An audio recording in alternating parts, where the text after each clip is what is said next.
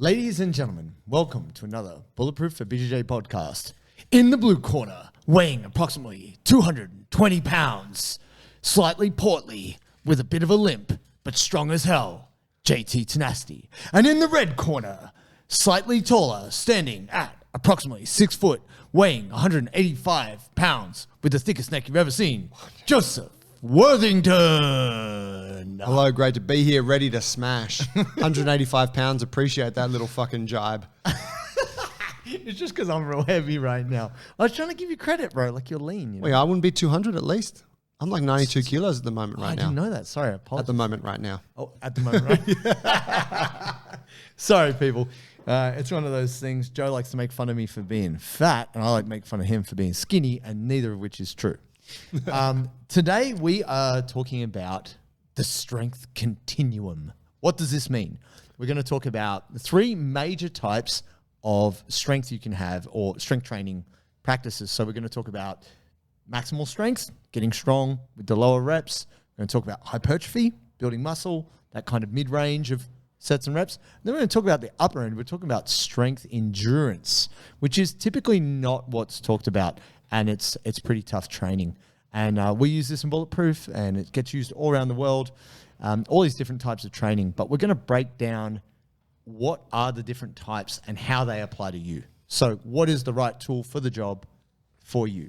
And I thought we would start with strength, because this is what we like. We're talking strength 101, the lower reps, the higher weights. Let's go there. Yeah, this question gets asked a lot by people in our program. They're like, "Oh, which program should I choose?" We used to have that.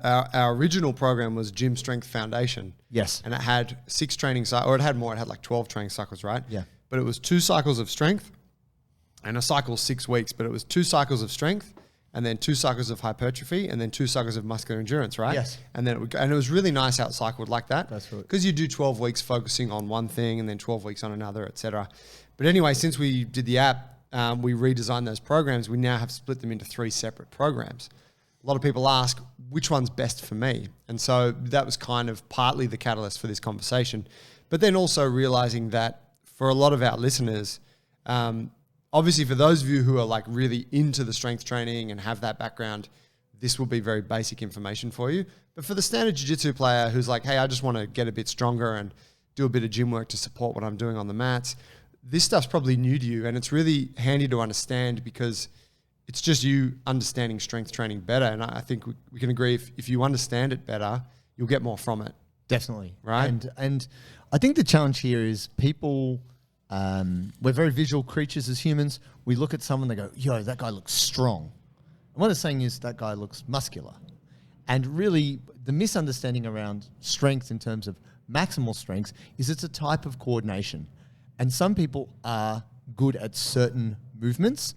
So, for example, we've talked about the different kinds of strength before, but we talked about, say, like a power lifter is really good at squatting, doing bench press, doing deadlift. But if you get them to do a pull-up, they might suck because their relative strength is not good. They're not good at moving their own body weight. Whereas a gymnast is really good at moving their own body weight better than anyone, but they may not have the big deadlift.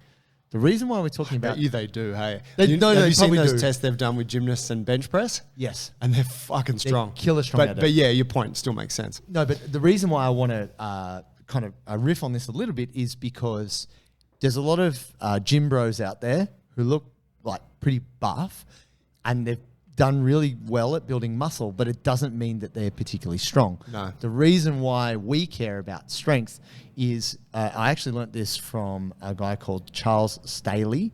He's like one of the smartest S&C guys in the world. He was talking about the order of athletic skills. And right down at the bottom is cardiovascular endurance. Why?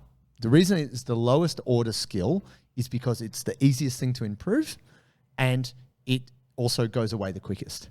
So it comes and it goes. You can get it quicker, but it goes away quicker. The highest order athletic skill is maximum 1RM strength. Why is this at the top? Because it has knock-on effects, like flow-down effects, to every athletic skill. If you improve your 1RM strength, your power will be better. If you improve your 1RM strength, your agility will be better. Like all the other skills below it will improve because of it. So his argument was, you give me any athlete of any sport, if I can make them stronger, their maximal strengths like improve, they will be a better athlete. And once I learned that, it really unlocked it for me. I was like, oh, wow, that's quite impressive. The fact that he knows that and he's been in the game for 20, 30 years, I was like, right, that's a really good takeaway. So we all know in Brazilian Jiu-Jitsu, when you are rolling someone who's stronger than you, how hard is it? It doesn't matter. Even if they are, even if you're a black belt and they're a white belt, if someone is insanely strong, it's very hard to do much to them, even if your skill factor is much higher.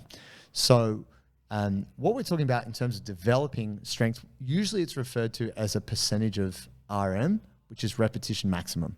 So what is the heaviest weight you can lift? Now, without getting too heavy into that, no pun intended. No pun intended. No, not really. Essentially, you don't need to be doing your 1 rep max every single day to get stronger. What we've learned and what we know about strength training is you can work in this nice little sweet spot between, say, 75 and 85%. So what does that mean? If, for example, you can squat 100 kilos, let's just say hypothetically, 70% of that would be 70 kilos. You can work at 70 kilos over time and build up your sets and reps to a point that your 1 RM, which is your 100 kilos, will actually be higher. So when you come back to retest it, you will be stronger. And it's much safer for you to work in that sweet spot of the kind of 75 to 85% intensity. You're much less likely to hurt yourself. The other great thing about this is as you are developing your strength with these kind of lower reps and slightly heavier weights, you are training your nervous system. This is a kind of coordination, as I was saying before. It's a skill that you develop. So by taking the time and attention to get better with these heavier weights, we say heavier, it's all relevant to what you can handle, you will ultimately get better at everything else by improving your nervous system efficiency of sorts. Yeah, let's have a to give you the listener like a visual kind of understanding of this. There's a diagram called the repetition continuum, which essentially it looks like you got a line on the bottom, whatever that axis is, and it starts at 0, and this is the repetition, starts at 0 reps and it goes all the way up. Let's say it goes up to 20 reps. Sure. And so what we're talking about is there are different facets of your strength that are developed along different parts of that line, right? So right now, let's talk about this maximal strength realm, which we're really in the kind of 1 to 5, 1 to 6 reps, right? Yeah. So the repetitions are low, and what that means is if this is to be work, then the weight needs to be high. Yes. Right? And this zone is where you are going to be building more or less your maximal strength. Now, the example you just gave was to say that you don't necessarily actually have to be there only to develop strength. Yes. You will get stronger anywhere. Even if you're doing upwards of 20 reps, you still are going to be getting stronger. But if your goal is purely to increase strength, the most effective place to do that based on the science shows us that it's at this low rep range. Yep. And I was going to say, this will appeal to you. Say you're a jiu-jitsu player and you're trying to stay in a weight category. You can get really strong without getting bigger. This is a misconception. So if you look at, say, Olympic weightlifting and you look at some of the lightweight female competitors, they don't look, they look kind of They're fit. small. They're small. They're small humans. Yeah. But the guys too, they're all small. They can in move those lower weight divisions. Big weight and they move it fast. And this is coordination. Now, there's a thing which people don't necessarily understand, which is a thing called muscle density. And you might look at a person and be like, that guy's dense. Solid. But actually, so there's a thing, there's myofibral hypertrophy and there's sarcoplasmic hypertrophy. So the analogy that was taught to me is like if you think of a straw holder, if you still have single-use plastic straws where you are. Scumbags. It's throwback. But just think of like a tube in this way and there's only like 3 or 4 straws in there. That's not much muscle density. When you lift heavy, you will pack more myofibrils into the same amount of space. Therefore, you've got more to work with, more firepower. So even though you don't look big, you will have the strength of someone far heavier than you. Whereas sarcoplasmic hypertrophy is where you get better at getting more liquid into the cell, not necessarily more muscle fibers, more myofibrils, I should say. So that's the thing. That's where we get more into hypertrophy. So yeah, you can be, if you're a lightweight person and you're trying to stay in your weight category, strength training can really help you. Yeah. So, we're talking lower repetitions. We're talking heavier weights. Now, and if you come from the strength realm, or if you've been influenced by powerlifting, or the strength kind of aficionados on Instagram stuff, this will be the realm that you're like, oh, that's where it's at. And it is extremely important because it does teach you to work with heavy loads and whatnot. However, I would say that there is, for beginner lifters, and I don't like the term lifters because I like a lot of bodyweight shit, right? Sure. And I feel like it's exclusive of that. So for beginner, like strength, whatever, folk, sometimes that realm's hard because you're trying to do heavy lifts, but you haven't actually developed great coordination of the movements, right? Yeah.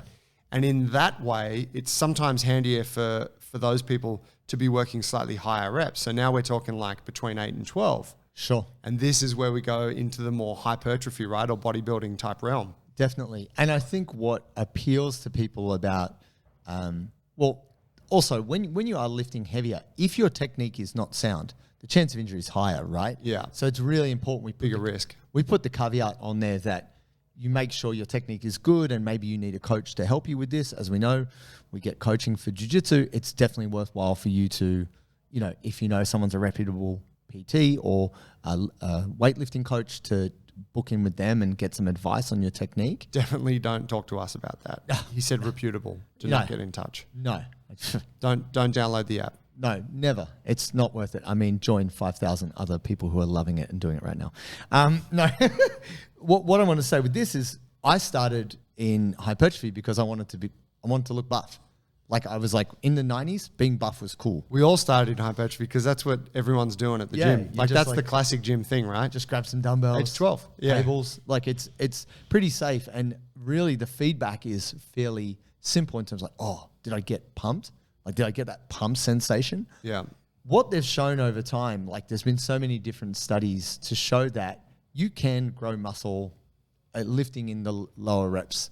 As much as you can get muscle, you can build muscle in the higher reps, working, 15 plus reps. But really the things that support it are the eating and the sleeping. So if you're not, as much as like we want to work, there's different discussions about muscular tension, time under tension, muscle damage, that like Luke Tulloch. Maybe we'll come to these. We'll come because I think these elements are overarching for all of it, right? For all of it.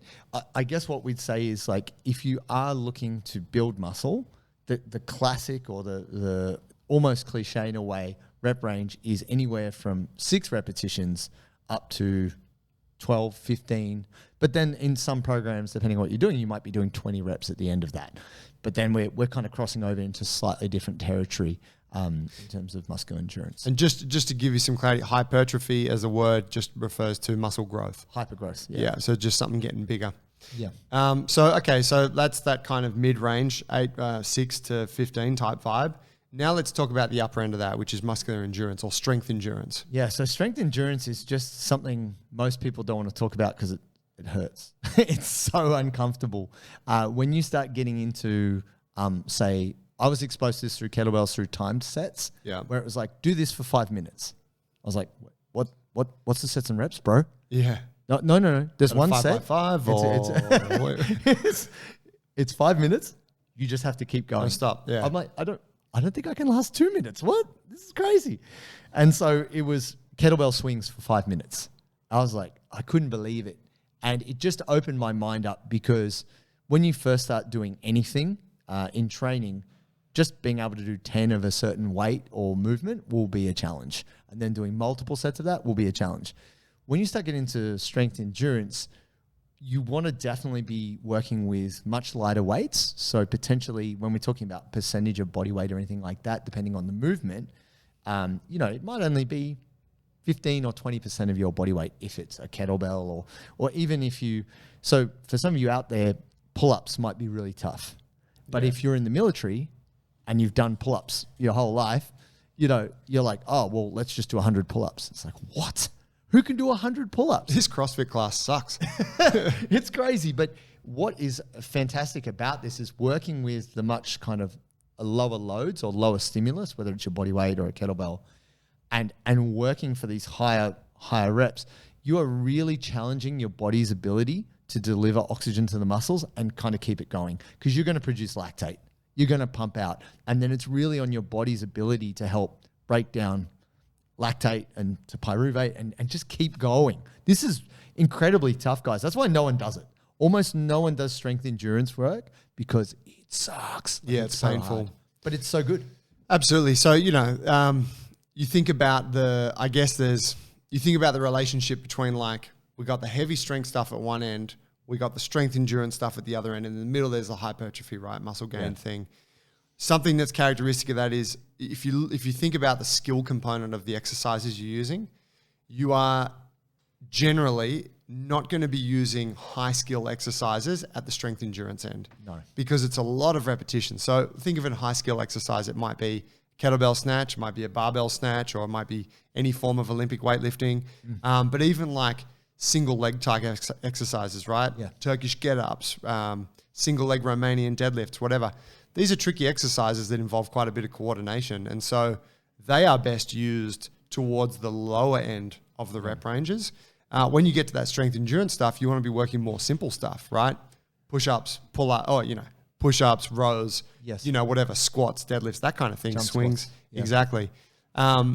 So if you're looking at this from a programming perspective, you don't think, all right, that shit should be simple because all I want to focus on is the output. Yeah. You don't want to have to think. Exactly. Thinking's out the door. You're exhausted, so you have to just And keep if going. you think of your standard, like, you think of like most of CrossFit, it sits up towards that end, right? Like the conditioning work. If you think of like your classic boot camp type approach, it sits up that end. It's like a lot of fucking reps of some very simple movements and no rest. Yes. Right now, it's great, right? Maybe now we can talk about like sort of how the three of them interact. Yes. It's great to have that strength endurance, but if you don't have a base of strength, Yes. you're not actually going to be able to perform that particularly well. I think the phrase goes, you must, before you have, I think it is, you must have strengths to endure. It's like before you can endure, before you can have endurance, the phrase, it's a fairly trite phrase, I'm butchering it here, but it's before you can have endurance for strengths, you must have strength to endure, something like that. So for example, if you can't walk, you cannot run. So you can't have that conversation. If you can't do one pull-up, you can't do 100. Yeah. So there needs to be a base level there.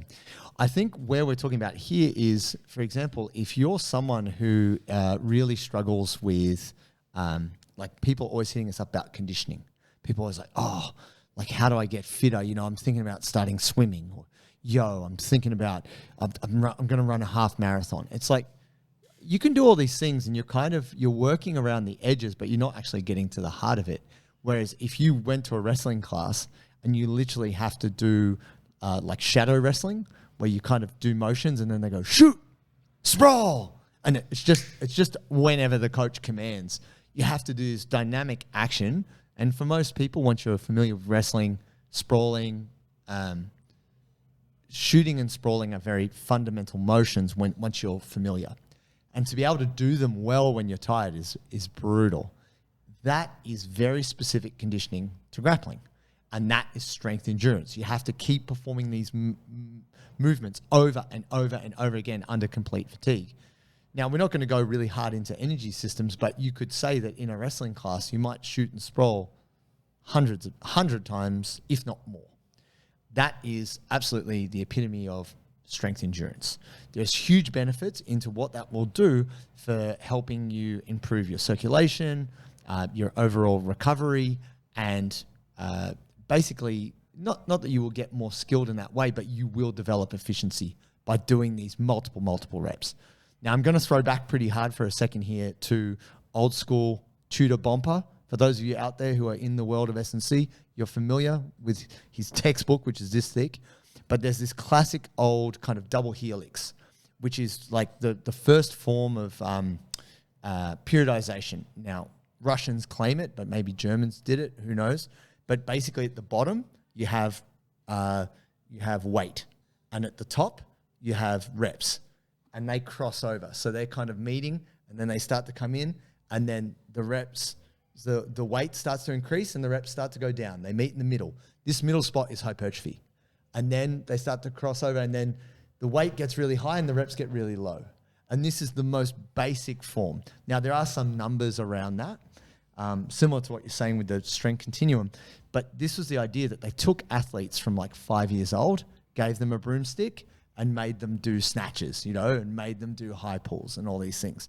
And that over time, as they became teenagers and their hormones kicked in, or maybe they gave them some supplements in Russia.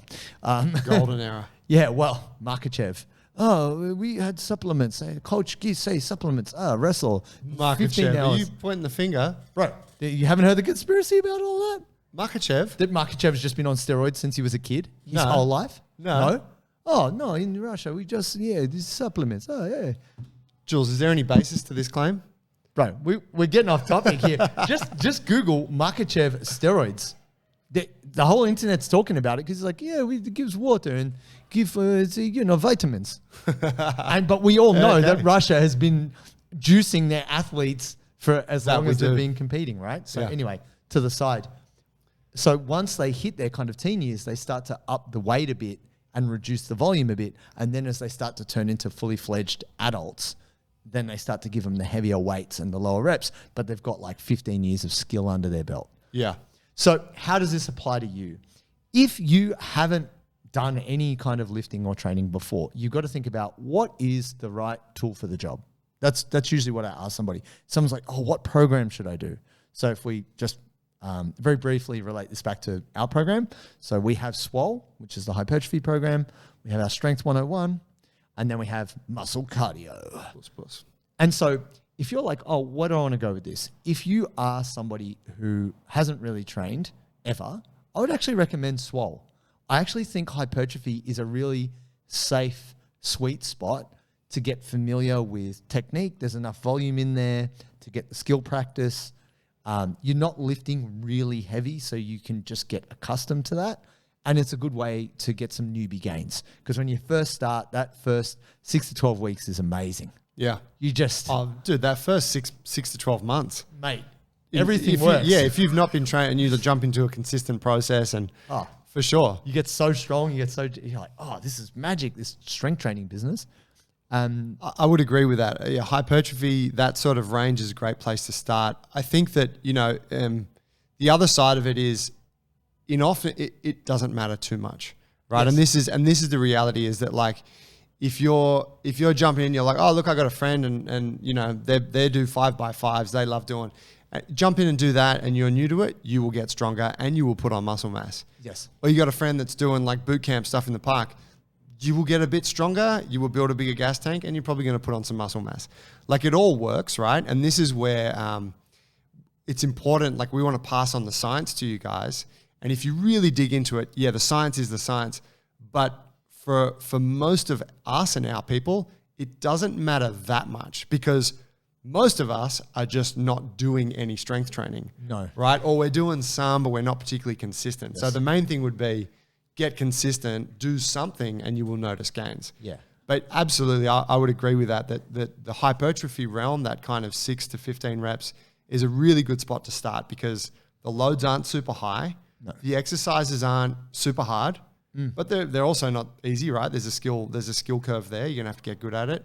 But it's a great sort of realm to just sort of build your base in. Yeah. And there, as you were saying before, Joe, we kind of got a bit diverted there, but there is an interplay between all of these.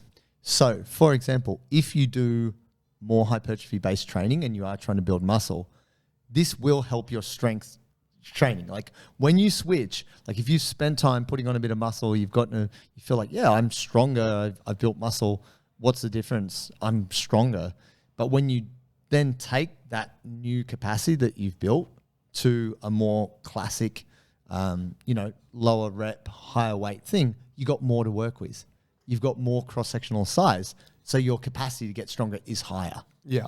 In the same way, and this is probably underrated, if you do a block of strength endurance training, the way this was explained to me actually by is it Steve Butaji? Mark Butaji? He has his own strength institute. Really great strength conditioning coach in Australia. I learnt some of my advanced lifts from him when I first started. Really smart guy.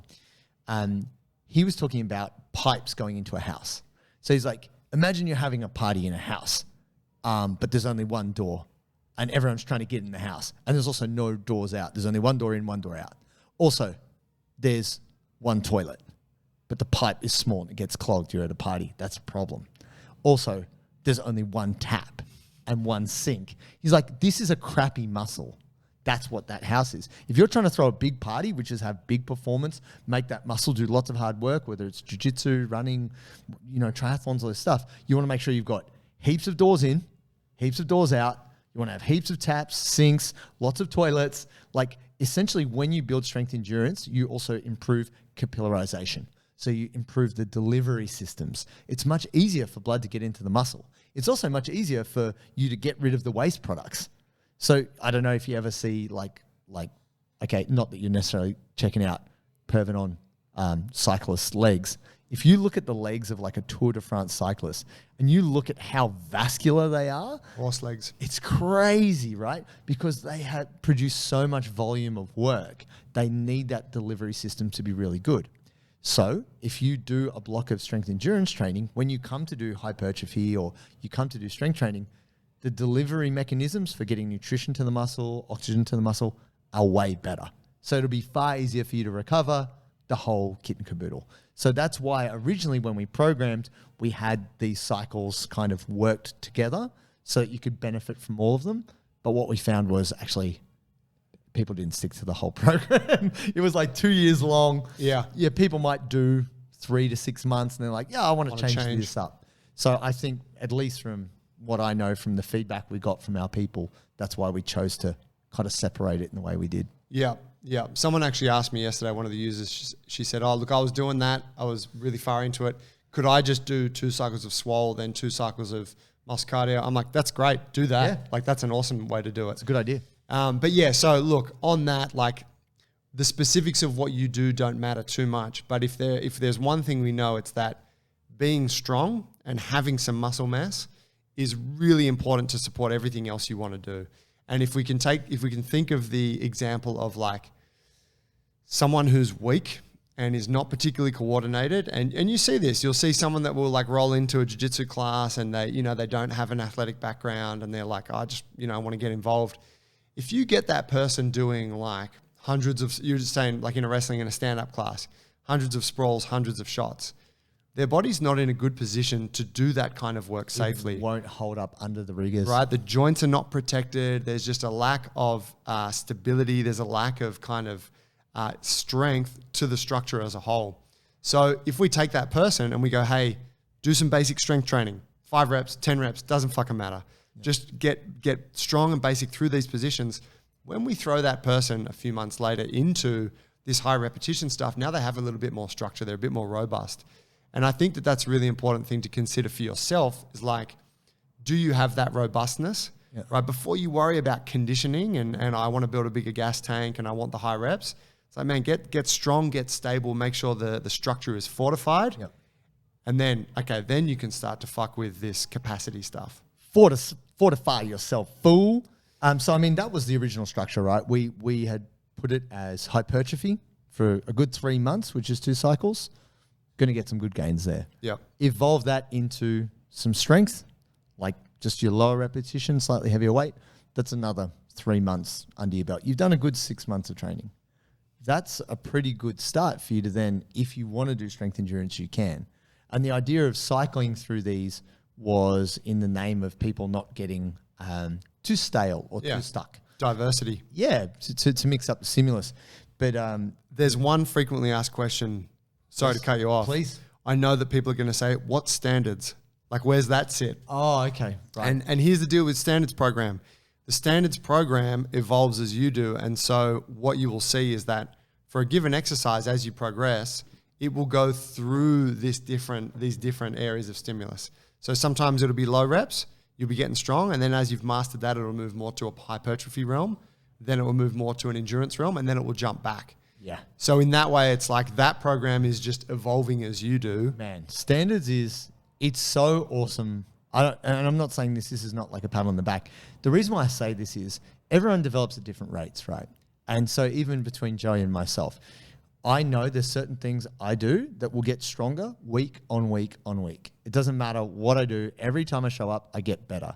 And then there's some stuff that doesn't. There's stuff, for me particularly, hip and lower body stuff gets stronger all the time. Upper body, no. Shoulders, pull-ups. And, you know, people might say, it's because you got a fat ass. So, yeah, maybe I do. No, it's... So what? I see you, Myron. Shut up. Stay tuned for the next episode. But it's really... I find shoulders is the hardest thing for me. So anything to do with pressing, handstanding, even back bending. Oh, man, it's really tough for me in that way. And so what's cool with standards is you can actually progress the movements you're getting better at, but then you stay working at the level you're at for the things you're not as good at. And I think the dynamic nature of that, it's actually perfect. So if you've got someone who, like, I think Joe's great with the handstand, great with the upper body stuff. If his upper body stuff is improving way faster than mine, his program will reflect that. Yeah. You know what I mean? Like, I think if it's something like that. So there's a degree of individualization there, which is pretty cool. Now, we shouldn't go into these right now, but just as a note, overarching concept. Yes. None of that training stuff means shit if you're not eating right and recovering right. Yeah. You got to eat well and you got to be recovering well in order to support your training, right? So you can be doing all the sciencey, I'm hitting this many reps and I'm following this program, but if you sleep like shit, you eat like shit, none of it works. You got to do the program, guys. And that's the thing. The program isn't just, I got in the gym today.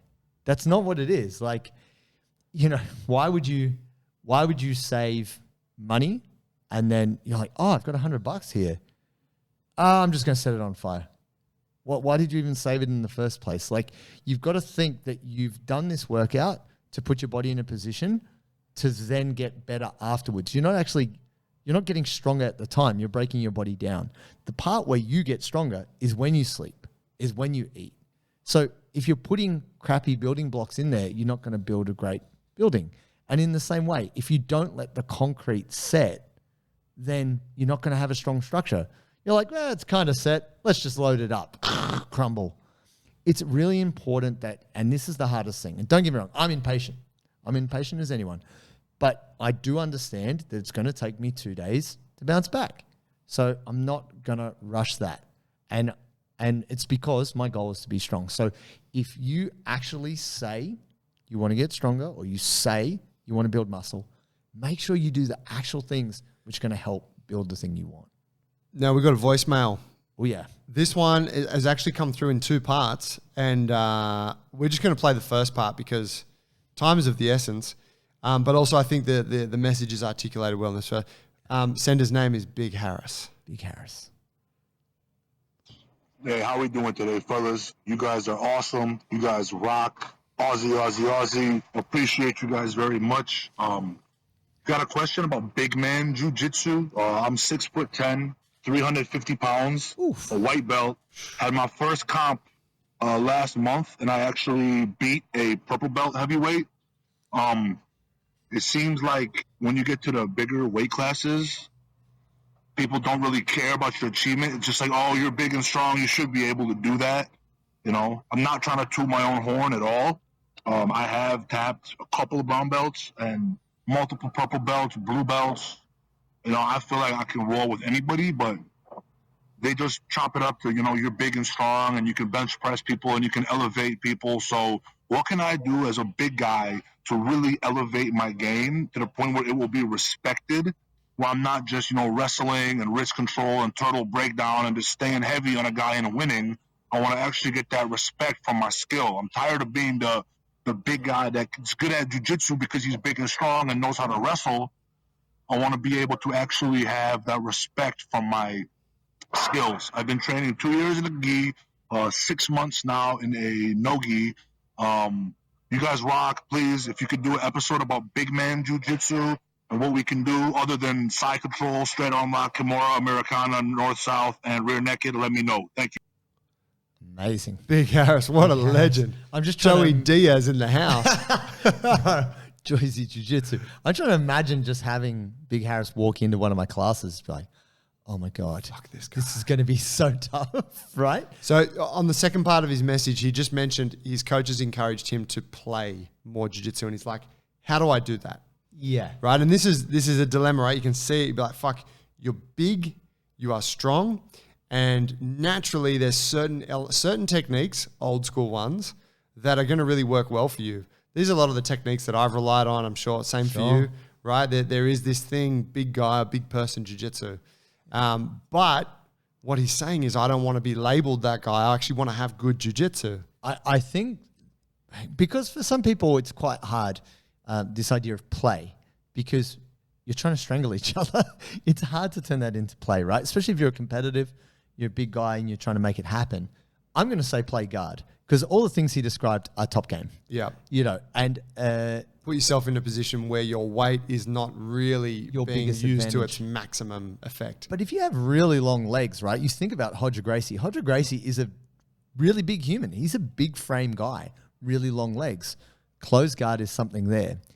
The thing that I do if I'm trying to not beat the living hell out of my partner is don't submit them. Control the roll. Like, see how many points you can rack up. Sweep them. Let them re-guard on you, or you guard them, or you let them pass you. Like, I guess what I'd say, my advice is, one, play guard to cultivate playing off your back, because that is always harder when you're bigger. And then the other thing on that is don't try to win. You're still trying to execute your jiu-jitsu. Do not submit them. Like, roll as well as you can and don't actively try and submit them. Just look to keep exchanging position, because that's going to give them a chance to move, and it's going to force you to not just Americana everyone. Yeah, and don't let yourself stall any positions. No, stay moving. Yeah, like I know, right? Like if I pass on another guy that's kind of, you know, buff. If I get to side control and I'm trying to win, I'm fucking hanging in side control, and I'm consolidating this position. I'm very particular about when I move and when I progress and where I want to go to next. But the reality is that's going to be 3 minutes of me staying in the one position, or us staying in the same position. Yeah. So that if my goal is to not be using my size and my strength, I want to be opening up the game a bit more and looking for movement. So I think if you're finding yourself in those positions, Harris, it's time to like, all right, where do I transition to from here? Can I go north-south? Can I go knee ride? Can I mount? Can I look to take the back? Like, start to initiate movement. You'll fuck up. Yeah. You'll lose position. But in enabling this movement, I think you'll learn more. We had a big guy, Ryan, at my old gym in Melbourne at King's. Shout out. Hope he's listening. He does stump grinding for a job. Right on. He's about 6'3".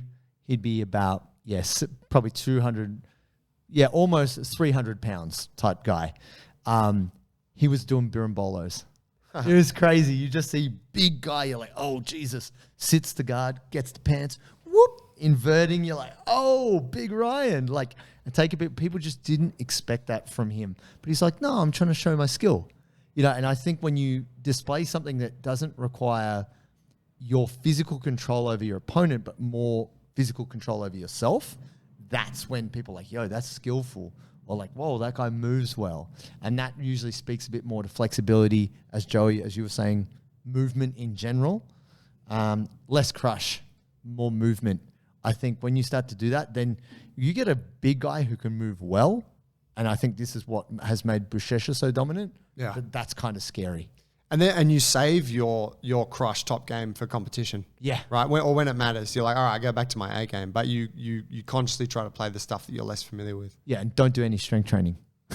Yeah. Just running and swimming, that's it. Yeah, just weaken yourself. Don't eat any meat. No. Thanks for the voicemail, man. Hey, guys, if you want to ask a question, get it featured on the show, go to the website, bulletproofforbjj.com, click podcast, and you can leave us a voicemail there. And hey, appreciate you guys, everyone who's watching on YouTube. Thank you. If you could please subscribe, that goes a long way, helping us to get more support. And whatever platform you're listening on, please follow our show. And give us a rating, guys, because this is what helps our visibility. We've got lots of you out there. You're awesome. We appreciate the hell out of all of you, whether it's YouTube or Spotify or wherever you're hearing this. but we need those ratings because otherwise other people in jiu-jitsu cannot find us. So please make that effort. Only if you're going to give us 5 stars. If you think we're 4 stars, keep it to yourself. If you think you're 5 stars, we are 5 stars. Hit that button, hit those 5 stars. We would really appreciate it. Cheers, fam. See you next week.